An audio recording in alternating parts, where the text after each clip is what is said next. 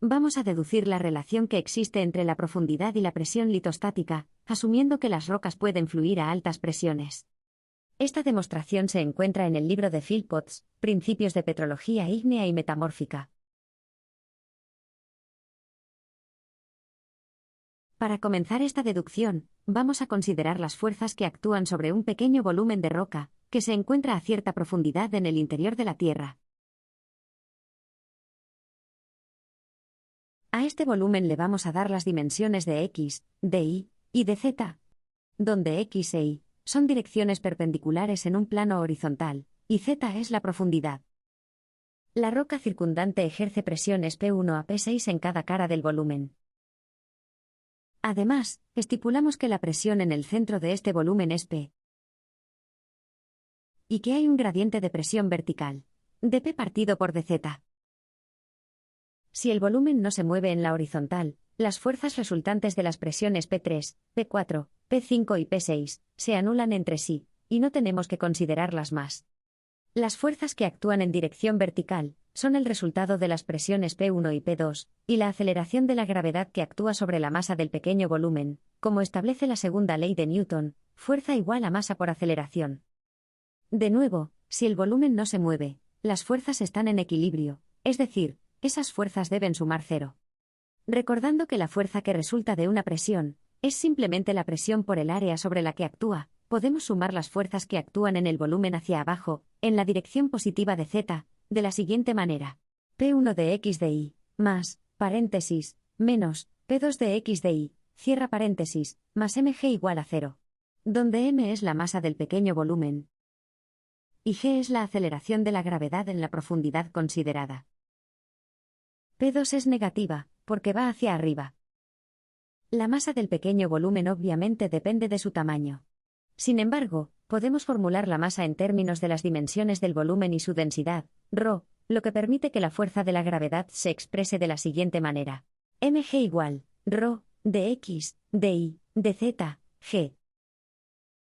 Las dos presiones, P1 y P2, pueden relacionarse con la presión P en el centro del volumen, por el gradiente de presión dentro del volumen, es decir, dP partido por dz.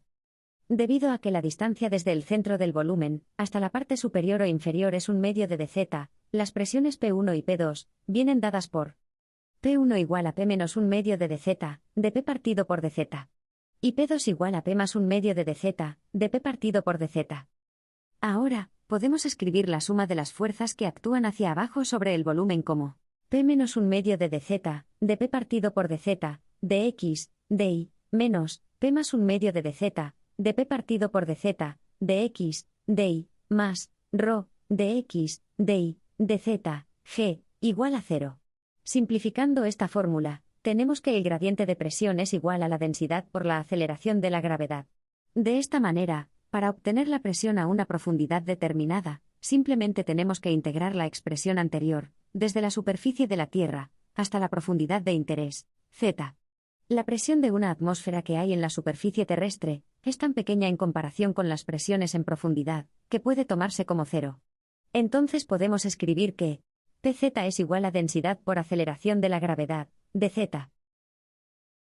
Para integrar el lado derecho de esta ecuación, primero debemos determinar si ρ y g son constantes, o varían en función de la profundidad z. Aunque existen muchos datos sobre valores de compresibilidad de minerales, y la densidad se puede expresar por tanto en función de la presión, la mayoría de los minerales son bastante incompresibles. Por ello, no se introduce ningún error grave si asumimos que sus densidades son constantes, al menos bajo las presiones encontradas en la corteza y el manto superior. La variación en el valor de g con la profundidad es más compleja.